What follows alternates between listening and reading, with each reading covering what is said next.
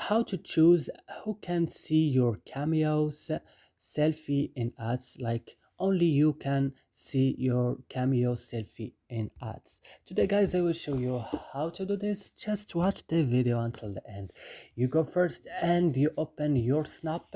Then when your snap is opening, like, you go here on your profile, then you click, and when you click, you go here to this option settings and click, and then go to cameos and click again, then go to who can see my cameo selfies in ad, and go and change it to only me, like this.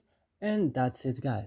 So I hope this video is helpful for you guys. Don't forget to like and subscribe in our channel in up, and see you next video.